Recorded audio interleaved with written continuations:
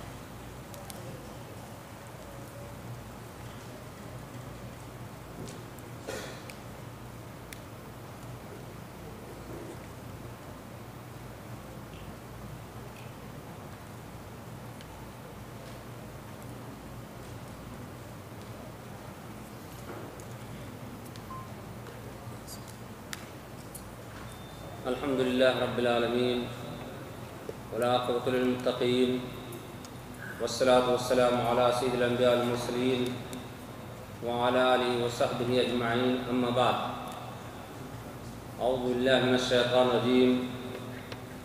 شهر رمضان الذي أنزل فيه القرآن هدى للناس وبينات من الهدى والفرقان. برادران اسلام، اللہ رب العالمین کا جتنا بھی شکر ادا کیا جائے بہت ہی کم ہے، کیونکہ اللہ رب العالمین نے بہت ساری نعمتوں سے ہمیں نوازا ہے، اور ان نعمتوں میں سے اس وقت جو سب سے بڑی نعمت ہے وہ رمضان المبارک کا مہینہ ہے.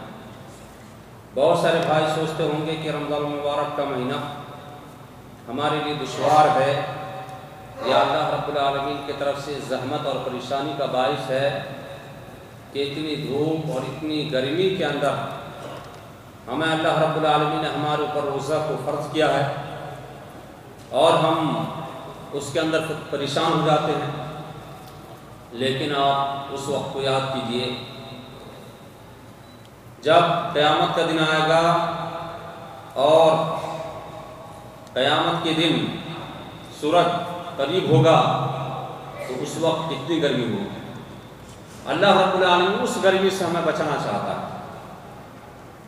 یہ روزہ اور یہ نماز، یہ فرائض ہمارے اوپر اللہ رب العالمین نے بطور بوجھ نہیں دیا، بلکہ اللہ رب العالمین چاہتا ہے کہ ہمیں جہنم سے آزاد کر دے اور ہمیں جنت کے اندر داخل کرے. اس لیے اللہ رب العالمین نے موقع ہمیں دیا. اس کے اندر زبردستی کی بات نہیں. بہت سارے لوگ ہیں کفار مشرکین نہیں رکھتے ہیں، لیکن آپ جانتے ہیں کہ اس کا حشر کیا ہے. بہت سارے مسلمان جو نادان ہیں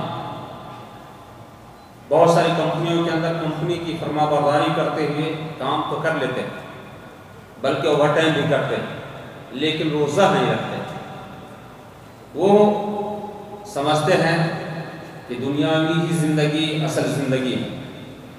تو میں آپ کے سامنے میں چاہتا ہوں سب سے پہلے کہ چونکہ رمضان مبارک کا مہینہ ہے، قرآن کریم کے تعلق سے اور خاص طور سے سورہ فاتحہ کے بارے میں بتلاؤں، لیکن اس سے پہلے عمومی طور پہ یہ بتلانا چاہتا ہوں کہ رمضان مبارک کا مہینہ اللہ رب العالمین کی طرف سے ہمارے لیے رحمت کا مہینہ ہے، نہ کہ زحمت کا. قرآن یعنی رمضان مبارک کا مہینہ ایک مدرسہ ہے. جس طرح سے وہاں لوگ تعلیم حاصل کرتے ہیں، تو اس مہینے کے اندر مسلمان بہت ساری عبادتوں کو سیکھتے ہیں، اس کی عادت اپنے اندر ڈالتے ہیں اور دیکھ کر کے بہت ساری چیزوں کو سمجھتے ہیں. ایک دوسرے کو دیکھتے ہیں تو اجتماعی طور پہ کھانے پینے کے آداب، داہنے ہاتھ سے کھا رہے ہیں لوگ، ایک دوسرے سے نفرت نہیں کرتے ہیں، اس کے اندر کوئی نیچ اونچ نہیں جو ہے نظر آتا ہے، ایک ہی صحن کے اندر ایک ہی پلیٹ کے اندر سب مل کے کھاتے ہیں. اسی طرح سے بہت ساری چیزیں نظر آتی ہیں. عبادت کے وقت اور بہت سارے لوگ جو فرائض کے پابند نہیں ہوتے فرائض کے پابند ہو جاتے ہیں، بہت سارے لوگ نوافل اور سنتوں کے اندر کوتاہی کرتے ہیں، ان ساری چیزوں کی پابندی کرنے لگتے ہیں۔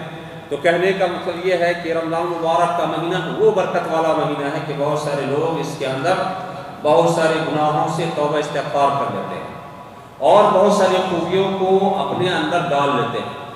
تو یہ صرف رمضان مبارک تک محدود نہیں ہے، اس لیے میں نے کہا کہ چند روز باقی ہے اور بہت سارے بھائی سمجھتے ہیں کہ رمضان مبارک ہی کے اندر یہ ساری چیزیں تھیں اور وہ زور و شور سے کرتے ہیں، عبادت کے اندر لگے رہتے ہیں، بہت ساری چیزوں کو سیکھتے ہیں، بہت ساری نیکیوں کو حاصل کرتے ہیں، اور رمضان مبارک کا مہینہ ختم ہوتا ہے تو سب کو ضائع کر دیتے ہیں۔ پہلے ہی روز دیکھیں گے عید کے روز فلم سے شروع کرتے ہیں، اور حال والے بھی پتہ نہیں جو ہے کون کون مسلمانوں کو دیکھ کر کے اسی کے اس میں جو ہے فلم وغیرہ لگا دیتے ہیں، اور آپ ٹرین کے اندر دیکھیں گے، بس کے اندر دیکھیں گے تو مسلمان جا رہے ہیں، کہاں جا رہے ہیں؟ فلم دیکھنے کے لیے، عید کے دن ہی سے۔ تو ایک طرف تو آپ نے رمضان مبارک کے اندر بہت ساری عبادتیں کی ہیں، بہت ساری نیکیوں کو حاصل کیا ہے، دوسری طرف اس کو آپ کہتے ہیں نیکی کر اور دریا میں ڈال، آپ دریا میں ڈالنے کے لیے جا رہے ہیں۔ تو اس لیے جو فرائض ہم نے سیکھے ہیں، نماز، اسی طرح سے اور بھی احکام اسلام ہیں، اس کے علاوہ نوافل وغیرہ، تراویح کی نماز ہے، تہجد کی نماز، اس کے بدلے میں قرآن کریم کی تلاوت، اذکار وغیرہ وغیرہ، یہ ساری چیز رمضان مبارک کے بعد بھی جاری اور ساری رکھیں۔ میں رمضان مبارک کے مہینے کے اندر میں نے بتایا کہ اللہ رب العالمین نے فرمایا شہر رمضان الذی انزل فیہ القرآن ھدی للناس وبینات من الھدی والفرقان، کہ رمضان مبارک کا وہ مقدس مہینہ جس میں ہم نے قرآن کریم کو نازل فرمایا جو لوگوں کے لیے ہدایت ہے۔ یقیناً اللہ رب العالمین نے اس کے اندر ہدایت نازل کی ہے لوگوں کے لیے، لیکن اس کی تلاوت کریں گے، اس کو پڑھیں گے، اس کو سمجھیں گے، اس کے بعد ہمیں ہدایت ملے گی۔ آئیے سب سے پہلے ہم ایک چیز سورہ فاتحہ کے بارے میں چند چیز بتلانا چاہتے ہیں، اور بہت ساری چیزیں ہیں، بہت ساری جو ہے صورتیں ہیں، بہت ساری آیتیں ہیں جس کی بہت زیادہ فضیلت ہے، لیکن سورہ فاتحہ ہی کے اندر میں چند چیزوں کی طرف بتلانا چاہتا ہوں، اور خاص طور سے اس موسم سے جس کا تعلق ہے۔ سب سے پہلے جو ہے سورہ فاتحہ کی فضیلت کیا ہے؟ سورہ فاتحہ کی بہت زیادہ فضیلت ہے۔ نبی کریم صلی اللہ علیہ وسلم نے فرمایا کہ قرآن کریم میں سب سے زیادہ عظمت والی سورہ، عظمت والی عظیم سورہ اگر کوئی ہے عظمت والی تو یہ سورہ فاتحہ ہے۔ اور ایک دوسری جگہ نبی کریم صلی اللہ علیہ وسلم فرماتے ہیں لا صلاۃ لمن لم یقرأ بفاتحۃ الکتاب، اس آدمی کی نماز نہیں ہوتی جو اپنی نماز میں سورہ فاتحہ نہیں پڑھتا۔ مطلب یہ ہے کہ جو آدمی سورہ فاتحہ جس کو یاد نہ ہو مسلمان نہیں، جس کی نماز نہیں ہوگی، جو نماز نہیں پڑھتا وہ مسلمان نہیں، اور جس کو سورہ فاتحہ یاد نہ ہو تو اس کی نماز نہیں۔ تو پتہ چلتا ہے کہ سورہ فاتحہ ہر مسلمان کے لیے یہ واجب ہے اس کا سیکھنا، لیکن مولویوں نے آج کل کیا کر دیا ہے، آپ فاتحہ خوانی کرا لیں تاکہ آپ کو پتہ نہ چلے کہ سورہ فاتحہ یاد کرنے کی ضرورت ہے، آپ مولویوں سے پڑھا لیں، آپ اس کو پیسے دے دیں، بس معاملہ یہی تک ختم ہے۔ حالانکہ نبی کریم صلی اللہ علیہ وسلم کے فرمان کے مطابق ہر بندے کو سورہ فاتحہ یاد ہونا چاہیے، اور جس بندے نے نماز کے اندر کسی بھی نماز کے اندر سورہ فاتحہ نہیں پڑھی اس کی نماز نہیں ہوتی ہے۔ تو یہ جو ہے مسئلہ ہے۔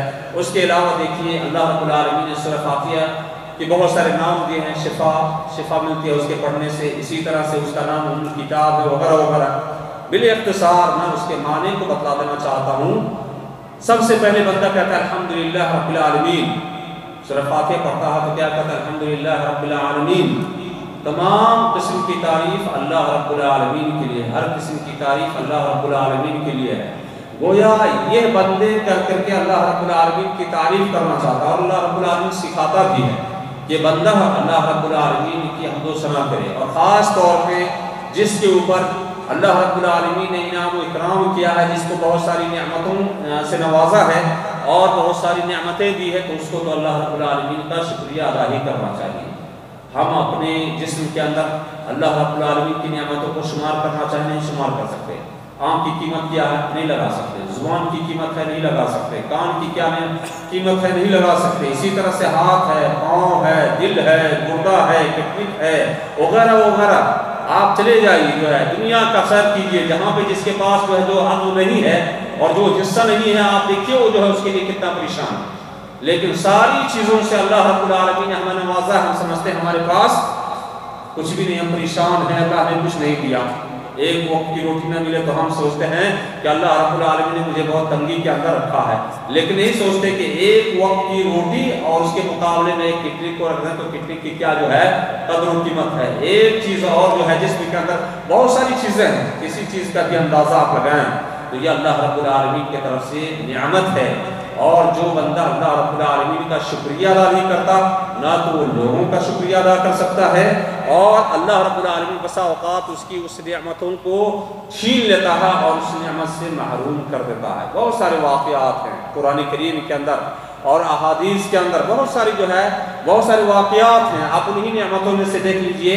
ایک حدیث ہے جس کے اندر نبی کریم صلی اللہ علیہ وسلم نے فرمایا کہ 3 آدمی کو اللہ رب العالمین نے آزمانا چاہا، اور تینوں کو اللہ رب العالمین نے کیا ہے فقیر یعنی فقیر تھا، اللہ رب العالمین نے بہت زیادہ مال و دولت دیا، ایک کو اونٹ دیا، بہت زیادہ اونٹ ہو گئے، اور اس کے بعد جو ہے ایک جو ہے کیا اندھا تھا، اور اسی طرح سے ایک جو ہے کوڑی والا تھا، اور اسی طرح ایک کو برس کی بیماری تھی، تینوں کو آزمایا اور بہت زیادہ مال و دولت دیا۔ لیکن جب وہی فرشتے کو اللہ رب العالمین آزمائش کے لیے بھیجتے ہیں کہ جا ان لوگوں کے پاس اور اللہ کے نام پہ مانگ کے جو ہے میں فقیر اور مسافر ہوں اور اللہ کے نام پہ کچھ دے دے، تو اس آدمی نے جو اندھا تھا اور جس کو اللہ رب العالمین نے بہت سارے مال و دولت دیا تھا، اس کے پاس فقیر آتا ہے تو کیا کہتا ہے یہ سارے میری محنت ہے، میری کمائی ہے، اور میں تو کبھی اندھا تھا ہی نہیں، اور میں تو کبھی فقیر تھا ہی نہیں، اور اس طرح سے اللہ کے نام پہ دینے سے انکار کر دیتا ہے۔ وہ فقیر کہتا ہے کہ اگر تو اپنے قول کے اندر جھوٹا ہے تو اللہ رب العالمین تجھے ویسے ہی کر دے جس طرح سے تم تھا، ویسے ہی ہو جاتا ہے۔ اور اسی طرح سے اس کے بقیہ ساتھی بھی ہو جاتے ہیں۔ قصہ طویل ہے، آپ لوگوں کو پتہ ہی ہوگا، اس لیے میں ذکر کرنا نہیں چاہتا، اشارہ کرتا ہوں کہ اللہ رب العالمین نے جو نعمت دی ہے وہ بہت بڑی نعمت ہے ہمارے پاس، ہم اس کی قدر کریں، چاہے وہ ہماری جسمانی نعمت ہو یا اور دوسرے طرح کی نعمت ہو، ہوا ہے، پانی ہے۔ آپ جو ہے روزہ افطار کرتے ہوئے ایک گلاس پانی آپ کے سامنے رہتا ہے، اس کا پانی کی کیا قدر اور کیا قیمت ہے۔ اگر آپ پیاسے نہ ہو تو سمجھتے ہیں یار ایسے ہی پانی مل جاتا ہے تو کنواں میں ہے اور یہ فلاں جگہ ہے، یہ ایسے ہے، لیکن آپ راستے میں جا رہے ہیں، اذان کا وقت ہو جائے یا اسی طرح سے روزے سے ہیں اور اس وقت میں پانی نہ ملے تو آپ کو کیا جو ہے دل کے اندر کس طرح سے جو ہے پریشانی کس طرح سے لاحق ہوتی ہے۔ اسی لیے روزے کی حکمت میں سے ایک حکمت یہ بھی جو ہے بتلائی جاتی ہے کہ اللہ رب العالمین نے روزے کو اس لیے فرض کیا ہے تاکہ مالدار لوگوں کو احساس دلائے، بادشاہوں کو، وزیروں کو اور اسی طرح سے غنی لوگوں کو یاد دلائے کہ بھوک اور پیاس کی شدت کیا ہوتی ہے، اس کی تکلیف کیا ہوتی ہے، تاکہ وہ غریب فقیر مسکین کے اپنے مال کے اندر اس کا حصہ اور حق سمجھے اور اس کو ادا کرے۔ تو یہ جو ہے ایک حکمت ہے روزے کی۔ بہرحال کہنے کا مطلب یہ ہے کہ اللہ رب العالمین نے بہت ساری نعمتوں سے نوازا ہے، اس کا ہم شمار نہیں کر سکتے میرے بھائیوں کبھی جو ہے۔ اسی لیے اللہ رب العالمین نے فرمایا سورہ فاتحہ کے اندر الحمدللہ رب العالمین، اگر کوئی بھی ہر طرح کی جو ہے تعریف، ہر قسم کی تعریف اللہ رب العالمین کے لیے جو سارے جہان کا رب ہے اسی کے لیے ہے، اس لیے کہ انسان ہے، انسان کے اندر کمی ہو سکتی ہے، کوئی بہت زیادہ سخی ہے تو ہو سکتا ہے اس کے اور دوسرے اخلاق اچھے نہ، غصہ ہو جاتا ہو، کسی کام کے اندر خراب کر دیں، آپ کو دینے کے لیے دیتے ہیں لیکن کسی بات میں غصہ ہو جاتے ہیں، اس کے اندر وہ کمی ہے۔ کوئی بندہ اور جو ہے کوئی کمی ہوتی ہے، کسی کے اندر اور کوئی کمی ہوتی ہے، کوئی انسان کے اندر کسی نہ کسی ناحیہ سے کمی ہوتی ہے، کسی کوئی خوبی ہے تو کوئی خامی ہے، لیکن اللہ رب العالمین کے اندر کوئی خامی نہیں، جتنی بھی خوبیاں ہیں اللہ رب العالمین نے فقیر ہے، اللہ رب العالمین کافروں کو بھی اور اللہ رب العالمین مسلموں کو بھی دنیا کے اندر سارے لوگوں کو جو ہے رزق دے رہا، دے رہا ہے نہیں دے رہا، دے رہا، بہت سارے لوگوں کو، سارے لوگوں کو، سارے مخلوق کو رزق دے رہا ہے، چاہے وہ اللہ رب العالمین کو گالی دے یا اللہ رب العالمین کو برا بھلا کرے یا اللہ رب العالمین کے مقابلے میں دوسرے کی پرستش اور عبادت کرے، اللہ رب العالمین اسے روزی دیتا ہے، اسے بھی ہوا دیتا ہے، اسے بھی پانی دیتا ہے، اسے بھی ساری چیزوں سے، ساری نعمتوں سے نوازا ہے، اس کو چھین نہیں لیا ہے، تو یہ اللہ رب العالمین کی مہربانی ہے۔ تو ایسا ارحم الراحمین، ایسا ارحم الراحمین، ایسا جو ہے مالک، اس کے لیے ساری تعریف ہو سکتی ہے، وہی ساری تعریف کا مستحق ہو سکتا ہے، اسی لیے اللہ رب العالمین نے فرمایا الحمدللہ رب العالمین، تمام قسم کی تعریف اس رب کے لیے جو سارے جہان کا رب ہے، اس مالک کے لیے ہے جو سارے جہان کا رب ہے، سارے جہان کا رب یعنی دنیا کا بھی رب اور برزخی زندگی کا بھی رب اور آخرت کا بھی رب، آخرت کا بھی مالک وہی ہے، اور دنیا کا بھی مالک ہے، اور برزخی زندگی کا بھی مالک ہے۔ بہت سارے لوگ سمجھتے ہیں کہ نہیں، برزخی زندگی کے اندر کوئی اور بھی جو ہے مالک ہوتے ہیں، یا اسی طرح سے جو ہے بہت سارے قیل مقال وغیرہ کیے جاتے ہیں۔ بہرحال اس کے بعد اللہ رب العالمین نے فرمایا الرحمن الرحیم، الحمدللہ رب العالمین الرحمن الرحیم، جو رحمان ہے، رحمان مہربان ہے، جو مہربان ہے دنیا کے اندر اللہ رب العالمین سارے لوگوں پہ مہربان ہے، سارے لوگوں کو ساری نعمتیں دے رہا ہے۔ اور یہاں پہ ایک نقطہ اور بھی بتلاتا چلوں کہ آج کل دنیا کے اندر بالخصوص اس مہینے کے اندر میں یاد دلانا چاہتا ہوں کہ بہت سارے بھائی اس مہینے کے اندر زکوٰۃ وغیرہ اکثر طور پہ اسی مہینے کے اندر نکالتے ہیں بطور یادداشت۔ آپ جانتے ہیں ایک تو جو ہے دو طرح کے زکوٰۃ تو کئی طرح کے ہیں، لیکن بالخصوص ہمارے اندر جو زکوٰۃ کا مسئلہ ہے وہ دو طرح کے ہیں۔ ایک تو یہ ہے کہ حولان حول کا مطلب حولان حول ہو جائے، یعنی اس پہ ایک سال نصاب کو پہنچ جائے اور اس کے اوپر ایک سال گزر جائے، جیسے سونا ہے، چاندی ہے اور پیسے ہیں۔ اور دوسرا کیا ہے؟ دوسرا یہ ہے کہ آپ جو کو اسی وقت فی الفور ادا کرنا ہے، وہ کیا ہے؟ غلہ اور اناج ہے، اس کو اسی وقت میں جو ہے اس کو ایک سال ہونے کی ضرورت نہیں، اسی وقت میں ادا کیا جائے۔ آج بہت سارے لوگ شکایت کرتے ہیں ہمارے یہاں پانی ہی نہیں، بارش نہیں ہوتی ہے، اور اسی طرح سے بہت سارے لوگ شکایت کرتے ہیں کہ ہمارے یہاں بہت زیادہ بارش ہو گئی ہے۔ ایسا کیوں؟ حدیث کو جو ہے حدیث کا مطالعہ کیجیے، یا آپ کے سامنے اگر کوئی حدیث جو ہے یعنی پڑھ کے جو ہے بتلاتے ہیں، آپ اس پہ غور کیجیے، آپ سنیے آج مسلمان کتنے عدد کے اندر، کتنے تعداد کے اندر ہیں، لیکن مسلمانوں کا دین سے لگاؤ کتنا ہے؟ آج میں کتنے بیٹھے ہوں گے اور درس میں کتنے ہیں؟ ہر جگہ جہاں پہ بہترین میں درس ہو رہا ہے، آپ اکثر مسلمانوں کو دیکھیں گے بیہودہ چیزوں کے اندر جو ہے لگے ہوئے ہیں، دوسرے واحیات کے اندر لگے ہوئے ہیں۔ دین جو اساسی چیز ہے، بنیادی چیز ہے، اس کو سیکھنے کی کوشش نہیں کرتے ہیں۔ جہاں پہ 3000 اگر سیلری ہو، پتہ چل جائے کہ جو ہے یہ کام سیکھ لے، اگر ہم 10 روز جا کر کے اور 4000 سیلری ہو جائے گی، تو اس کے بعد فوراً ہی جو ہے بندہ وہاں کے لیے چلا جاتا ہے، 10 دن چین دے دیتا ہے، یا کسی طرح سے دوڑ دھوپ کر کے کہے ایک روزانہ آ کر کے 10 دن جو ہے سیکھنا ہے، ایک ہی گھنٹہ، تو جا کر کے سیکھے گا نہیں سیکھے گا۔ یہ زندگی اور دنیا اور آخرت دونوں کا مسئلہ ہے، اور پھر بھی بندہ جو ہے کیا ہے، دین کو نہیں سیکھتا ہے۔ دین کے سیکھنے میں دنیاوی فائدہ بھی ہے، دنیا کے اندر بھی عزت ہے، دنیا کے اندر بھی راحت ہے، اطمینان ہے، سکون ہے، اور آخرت کے اندر بھی نجات ہے، آخرت کے اندر بھی نجات ہے۔ تو انسان کو درس سننا چاہیے، ایک ہی بات آپ 100 سنے، اس میں سے کوئی بات آپ سمجھ گئے اور اسی کو آپ نے جو اپنا لیا بہت ہے۔ 2 بات آپ سمجھ لیے، دوسرے روز 2 بات سمجھیں گے، تیسرے روز، تو اسی طرح سے دن بدن کیا ہے آپ کی زندگی کے اندر ایک قسم کی جو ہے تبدیلی آئے گی، اور آپ کیا ہے اپنے اندر جو ہے راحت اور سکون محسوس کریں گے۔ کہنے کا مطلب یہ ہے کہ مسلمانوں کو کیا ہے، دین سے لگاؤ ہونا چاہیے، اور یہی وجہ ہے کہ انسان صرف جو ہے دیکھتا ہے کہ یہ پریشانی ہو رہی ہے، اس کے اسباب کو نہیں جاننے کی کوشش کرتے ہیں، ایسا جو ہے واویلا مچاتے ہیں کہ اس کا حل کیا ہے۔ آپ حل کو مت ڈھونڈیں۔ بیمار جب بندہ ہو جاتا ہے تو آپ یہ نہ سوچیں کہ ہماری بیماری کون سی وہ چیز کھا لیں گے کہ یہ دب جائے یا رک جائے، یہ درد جو ہے ختم ہو جائے۔ آپ اس کو نہ ڈھونڈیں، آپ یہ ڈھونڈیں کہ درد پیدا کیوں ہوا، تاکہ ہم وہ دوا استعمال کریں کہ اس چیز کو استعمال کرنے کے بعد یا اس علاج کو استعمال کرنے کے بعد ہمیں درد ہی نہ ہو۔ کہتے ہیں الوقایۃ خیر من العلاج، عربی کا مقولہ ہے پرہیز علاج سے بہتر ہے، پرہیز علاج سے بہتر ہے۔ تو کہنے کا مطلب یہ ہے کہ دین کے اندر آپ سیکھے رہیں گے، بہت سارے امور کو جانے رہیں گے، صحیح طور پہ عبادت کو انجام دیں گے، تو آپ کو کیا، آپ غلطی نہیں کریں گے۔ انسان غلطی کرتا ہے، دین کو نہیں سیکھتا ہے، اس کے بعد جو ہے ڈھونڈتا ہے کہ کیسے ہم جنت پا جائیں گے، قبر کے اندر کیسے نجات مل جائے گی۔ مولوی کہتے ہیں تم آئے ہو اور تم میلاد کر لو، تم فاتحہ خوانی کر لو، تم ایک تعویذ لے لو، ایک جنتر لے لو، اتنے بکرے ذبح کر دو، اور اس طرح سے مرغے ذبح کر دو، اس طرح سے تم جو ہے 10 آدمی کو کھانا کھلا دو، خلاص تمہارا معاملہ جو ہے صاف ہو جائے گا، اور بندہ اسی طرح سے کر لیتا ہے، بات ختم ہو جاتی ہے۔ حالانکہ یہ چیز نہیں ہے میرے بھائی، دین نام ہے قرآن و حدیث کا، آپ سیکھیے، پڑھیے، سمجھیے۔ تو میں یہ کہا ہوں کہ زکوٰۃ کے بارے میں اللہ کے نبی صلی اللہ علیہ وسلم نے فرمایا، بارش وغیرہ کے بارے میں، کہ جب جو ہے بندہ زمین سے غلہ اور اناج یا کوئی بھی زکوٰۃ کو روک لیتا ہے تو اللہ رب العالمین آسمان سے بارش کے قطرات کو روک لیتا ہے، اور اگر بہائم نہ ہو، چوپائے نہ ہو، جانور نہ ہو، تو اللہ رب العالمین آسمان سے بارش کو نازل نہیں فرمائے گا۔ لیکن بارش جانوروں کے لیے اللہ رب العالمین نازل فرماتا ہے، انسان جو ہے جانوروں کا حق غصب کر لیتا ہے، سمجھتا ہے کہ ہمارے لیے ہے، جانوروں کے لیے ہے، اس لیے کہ آپ نے اللہ کے حقوق کو ادا نہیں کیا اور آپ نے اللہ کے فرائض کو انجام نہیں دیا۔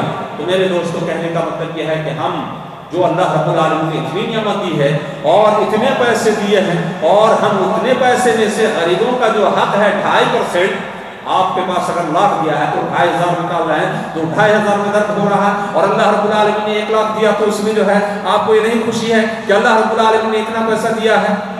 ایک بندہ بھوکا ہے، فقیر ہے، مسکین ہے، روڈ پہ ہے، اے سی نہیں ہے، گرمی میں بیٹھا ہوا ہے، اور اس کو اللہ رب العالمین نے نہیں دیا کہ اس ساتھ کی اے سی بھی لگا سکے، پنکھا پہ کام چلاتا ہے، یا اسی طرح سے اور جو ہے آپ دیکھیں گے زندگی تنگی کے ساتھ گزارتا ہے، اور اللہ رب العالمین نے آپ کو دیا ہے تو آپ گاڑی پہ ہیں، گاڑی بہترین جو ہے خریدے ہیں، بنگلہ ہے، اس کے علاوہ سونا ہے، چاندی ہے، اتنے پیسے ہیں اور اتنے زیورات ہیں، اور اس کے اندر درد ہوتا ہے کہ یار اتنا پیسہ چلا جائے، یہ لائے کہاں سے آپ؟ کس نے دیا آپ کو؟ یہ پیسے کس کے ہیں؟ مال جائیداد کس کے ہیں؟ سب اللہ رب العالمین نے آپ کو دیا بطور نعمت، اور آپ کو آزمائش کے طور پہ آپ کا امتحان لے رہا ہے، تو یہ سمجھنے کی چیز ہے۔ حدیث کو پڑھیے، حدیث کے اندر ساری چیزیں ہیں، تو اللہ رب العالمین دنیا کے اندر مہربان ہے۔ اس کا مطلب یہ نہیں کہ آپ اللہ رب العالمین کی چھوٹ سے فائدہ اٹھائیں، آپ اپنے آپ کو دھوکہ میں دے رہے ہیں، اپنے آپ کو جو ہے اپنے دل کو بہلا رہے ہیں، تسلی دے رہے ہیں۔ اللہ رب العالمین نے دنیا کے اندر ٹھیک دیا ہے، لیکن آخرت کے اندر اللہ رب العالمین کا پکڑ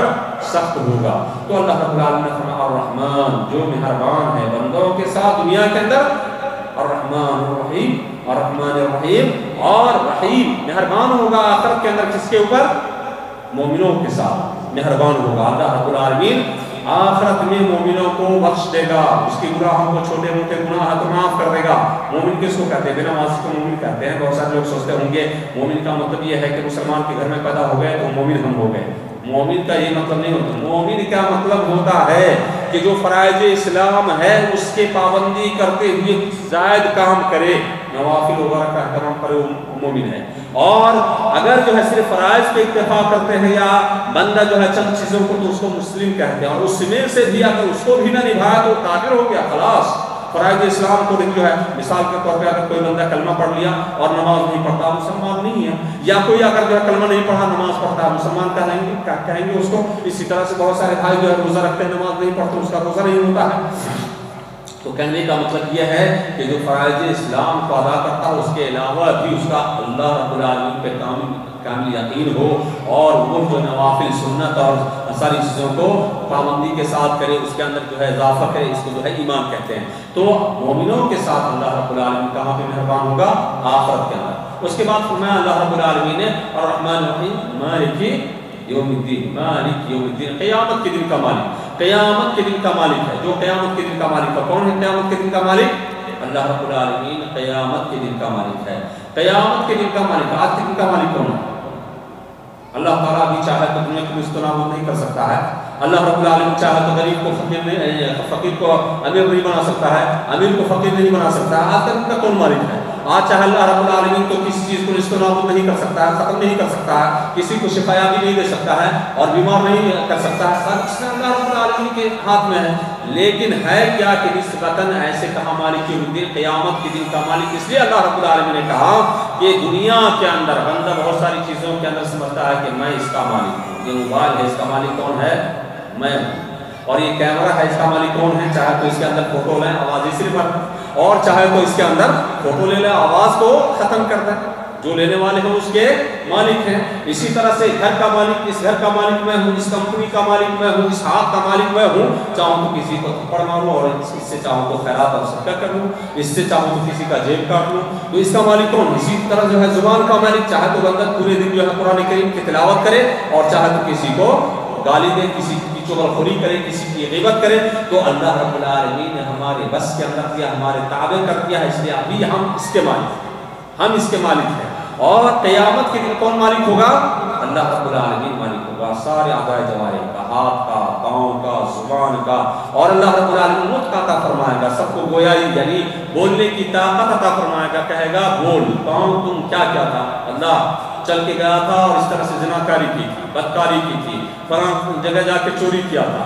اسی طرح سے اللہ رب العالمین ہاتھ سے پوچھے گا، ہاتھ بھی اسی طرح سے کہے گا، زبان سے پوچھے گا، زبان اسی طرح سے کہے گا اللہ فلاں کو گالی دیا تھا، فلاں چیز کے اندر استعمال کیا تھا، تو یہ ہمارے خلاف گواہی دیں گے۔ بندہ کہے گا تو میرے تابع تھا، دنیا کے اندر جیسا کہتا تھا ویسا جو ہے کرتا تھا، آج کیسے میرے خلاف جو ہے تو گواہی دیتا ہے؟ بندے کو تصور کے اندر یہ بات نہیں ہوگی. تو اس لیے میرے بھائیو اللہ رب العالمین نے پہلے ہی بطور انتباہ بتلا دیا ہے کہ مالک یوم الدین جو قیامت کے دن کا مالک ہے. بندہ نہ سمجھے کہ قیامت کے دن بھی ہم جیسا کہیں گے جیسا چاہیں گے جھوٹ بول کر کے جو ہے کام چلا لیں گے، بلکہ بندے کو پہلے سے پتہ رہے کہ قیامت کے دن ہماری جو ہے ملکیت، ساری چیزوں کی ملکیت ختم ہو جائے گی.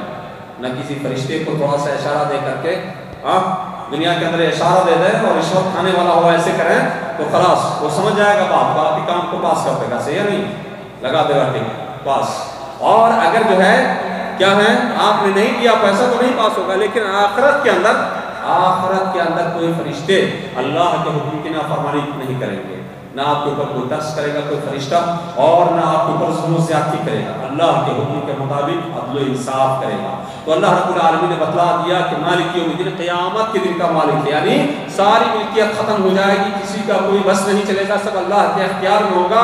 اور اللہ جس طرح سے کہے گا اسی طرح سے ادائے جوارح بھی جو کچھ بھی کیا ہے وہ ہمارے خلاف جو ہے گواہی دیں گے. تو بندہ دنیا کے اندر ظلم و زیادتی سے بچ جائے، دوسرے کے اوپر جو ہے دوسرے کی جو ہے چغل خوری سے، اور اسی طرح سے دوسرے کے جو ہے قتل کرنے سے، مار پیٹ کرنے سے، اسی طرح سے زناکاری سے، بدکاری سے، اور لٹ کھسوٹ یعنی ساری چیزوں سے محفوظ ہو جائے دنیا کے اندر. اللہ رب العالمین سے مالک یوم الدین ایاک نعبد و ایاک نستعین. ایاک نعبد اللہ ہم تیری ہی عبادت کرتے ہیں، و ایاک نستعین اور تجھ ہی سے مدد چاہتے ہیں. بندہ نماز کے اندر جب پڑھتا ہے اس کو تو چونکہ اس کا معنی نہیں جانتا ہے، اسی لیے کبھی کبھار رکھیں گے کہ مسجد سے نکلتا ہے یا بندہ مسجد ہی کے اندر ہوتا ہے تو دعا کے لیے فوراً ہاتھ اٹھاتا ہے، کہتا ہے کہ میں نے دعا نہیں کی ہے، حالانکہ پوری نماز کے اندر دعا کر رہے ہوتے ہیں. پوری نماز کے اندر رکوع کے اندر جاتے ہیں تو رکوع سے اٹھتے ہیں، تو اس کے بعد جو ہے سجدے میں جاتے ہیں تو سجدے کے بیچ میں آپ اگر اس کے معنی پہ غور کریں تو آپ پوری نماز کے اندر اللہ رب العالمین کی بارگاہ میں کیا کرتے ہیں؟ اللہ سے مانگتے رہتے ہیں. لیکن چونکہ اس کا معنی نہیں یاد ہے اس لیے ہم سمجھتے ہیں کہ اللہ رب العالمین سے ہم نے کچھ مانگا نہیں. اس لیے نماز کے بعد بہت سارے بھائی جو اذکار مسنونہ ہے، اذکار مسنونہ ہے، سنت جو اذکار ہے اس کو چھوڑ کر کے دعا مانگتے ہیں، ہاتھ اٹھاتے ہیں. تو کہنے کا مطلب یہ ہے کہ بندہ نماز کے اندر اللہ رب العالمین کی بارگاہ میں اللہ رب العالمین کو حاضر و ناظر سمجھتے ہوئے کہتا ہے ایاک نعبد و ایاک نستعین، اللہ تیری ہی عبادت کرتے ہیں اور تجھی سے مدد چاہتے ہیں. تو جب بندہ یہ چیز کہتا ہے کہ تیری ہی عبادت کرتے ہیں تو بندے کو چاہیے کہ اپنے قول پہ قائم رکھے، لیکن قائم نہیں رہتا. مسجد سے نکلا مزار پہ چلے گئے، سجدے کر دیا، اسی طرح سے چادر چڑھا دیا، اسی طرح سے اور جو ہے دوسرے جو ہے قتل کر دیے. تو یہ جو ہے سجدے کرنا، اسی طرح سے قیام کرنا، اسی طرح سے رکوع کرنا، اسی طرح سے چڑھاوے چڑھانا، نذر و نیاز، یہ سب کیا ہے؟ سب عبادت ہے، اسی کو عبادت کہتے ہیں. اور اسی طرح سے کہتے ہیں ایاک نستعین، اللہ تجھی سے مدد چاہتے ہیں. نماز کے اندر ہم کہتے ہیں اللہ کے سامنے اقرار کرتے ہیں تجھی سے مدد چاہتے ہیں، لیکن پھر مسلمانوں کو آپ نے سنا ہوگا کہتے ہیں یا علی مدد، یا غوث مدد، یا پیران پیر عبد القادر جیلانی المدد، اس طرح سے کہتے ہیں. تو یہ ساری چیزیں جو کہتے ہیں، جبکہ آپ کو پتہ ہے، ہمیں پتہ ہے بہت سارے واقعات ہیں. نبی کریم صلی اللہ علیہ وسلم جو آپ کے صحابہ میں سے بہت سارے صحابہ، کیا آپ اپنے چچا کے بارے میں نبی کریم صلی اللہ علیہ وسلم کے چچا کے بارے میں زندگی کے اندر نہیں بچا سکے؟ صحیح ہے، حضرت حمزہ رضی اللہ تعالیٰ عنہ کو شہید کیا گیا. کب؟ نبی کریم صلی اللہ علیہ وسلم زندہ تھے نا، نہیں بچا سکے، آپ کے ہاتھ میں نہیں تھا. اور وفات کے بعد بھی نہیں بچا سکے. آپ کے سامنے آپ کی جو ہے زندگی کے اندر، آپ کے مرنے کے بعد بہت سارے صحابہ کرام شہید ہوتے ہیں، بلکہ آپ کے داماد حضرت عثمان بن عفان رضی اللہ تعالیٰ عنہ شہید ہوتے ہیں، آپ صلی اللہ علیہ وسلم نہیں بچا سکے. اور اسی طرح سے حضرت علی رضی اللہ تعالیٰ عنہ کا واقعہ لے لیجیے. آپ کے نواسے حضرت حسن اور حسین ہے، صحیح ہے نہیں، جس کو آپ صلی اللہ علیہ وسلم نماز کے اندر بھی اپنے کندھے پہ لے کے نماز ادا کرتے تھے. اتنی پیار، اتنی محبت، لیکن نہیں بچا سکے یا جان بوجھ کر کے شہید ہونے دیے. جان بوجھ کر کے کوئی نواسے کو شہید ہونے دیتا ہے اور ہم کو بچا لیں گے اور اپنے نواسے کو کہیں گے یار تجھ سے کوئی محبت نہیں ہے، ہماری امتی سے محبت ہے. اور جس کو جو نماز کے اندر کندھے پہ لے کے نماز پڑھتے تھے ان کو نہیں بچاتے.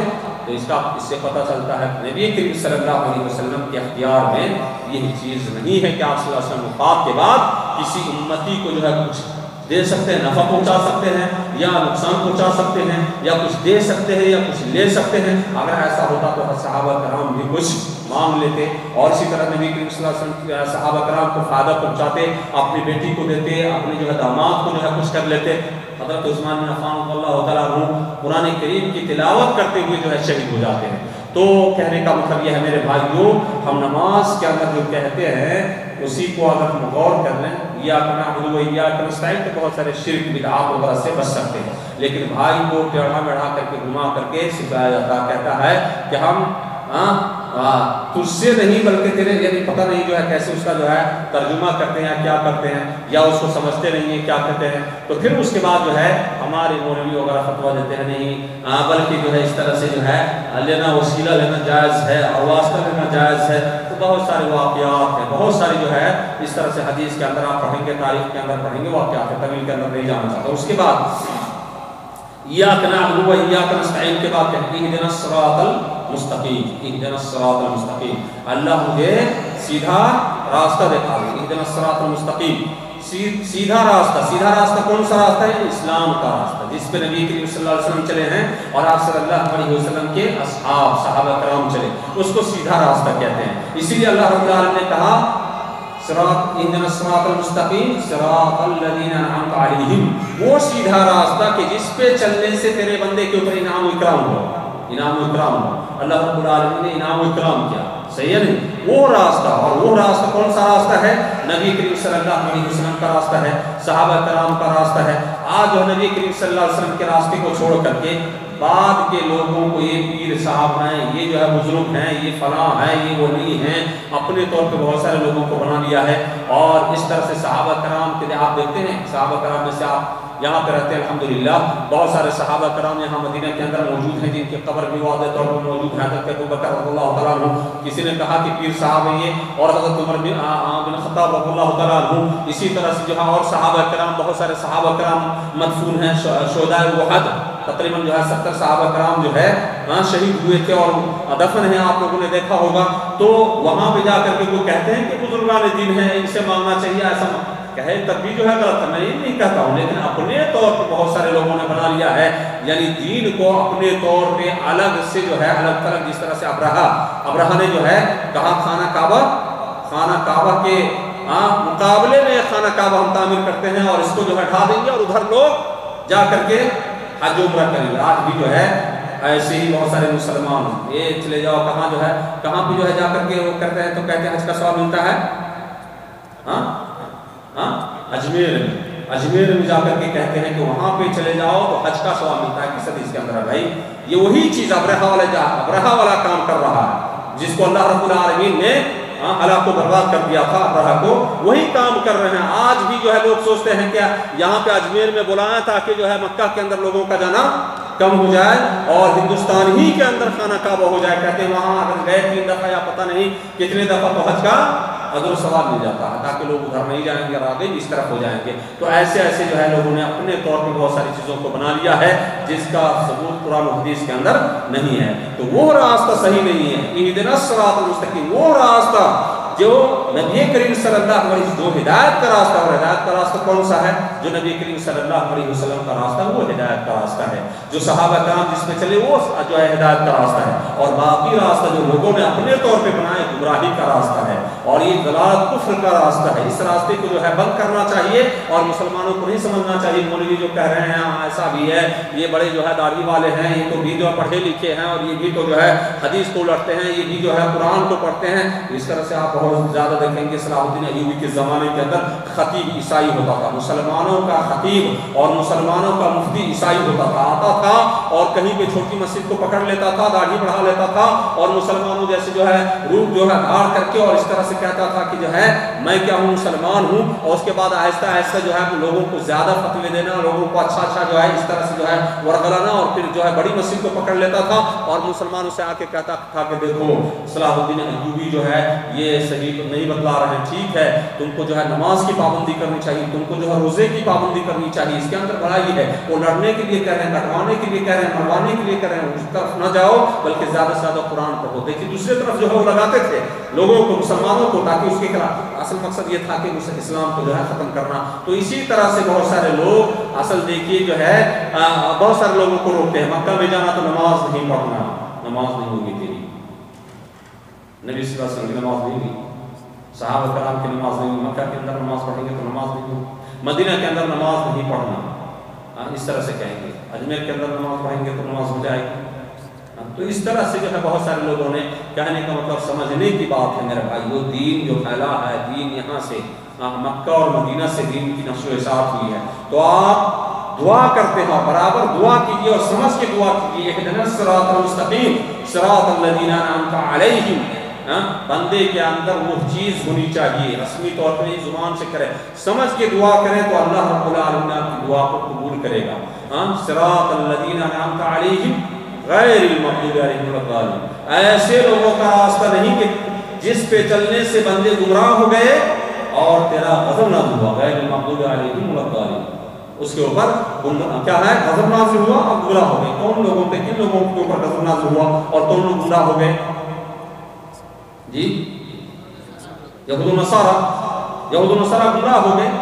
اور اسی طرح سے آپ دیکھیں گے بہت سارے لوگوں کو اللہ رب العالمین نے، جو لوگ جو ہے اللہ کے خلاف جو ہے اس طرح سے راستے کو، گمراہی کے راستے کو اختیار کیا، تو اللہ رب العالمین نے کسی کو خنزیر بنا دیا اور کسی کو بندر بنا دیا۔ قرآن کریم کے اندر واقع موجود ہے، کوئی اس طرح کی حدیث نہیں بلکہ اللہ رب العالمین نے قرآن کریم کے اندر بتایا ہے کہ اللہ رب العالمین نے بندر بنا دیا، خنزیر بنا دیا۔ تو یہ جو ہے اللہ رب العالمین نے عذاب سے دوچار کیا۔ تو وہ راستہ نہ بتلا جو گمراہی کا راستہ ہے، جس پہ چلنے سے لوگ گمراہ ہو گئے۔ آج دیکھیے جو ہے ان کے اندر بھی جو ہے یہود و نصارہ کے اندر بھی بہت سارے عالم ہیں، پادری ہیں، بہت سارے لوگ ہیں لیکن گمراہ ہیں۔ اسی طرح سے اس امت کے اندر بھی بہت سارے لوگ اپنے آپ کو مولوی کہتے ہیں، عالم کہتے ہیں، بڑے بڑے ادارے سے کہتے ہیں ہم فارغ ہیں، ایسے ہیں لیکن گمراہی کی دعوت دیتے ہیں، اس چیز کی دعوت دیتے ہیں جو نبی کریم صلی اللہ علیہ وسلم نے نہیں کیا۔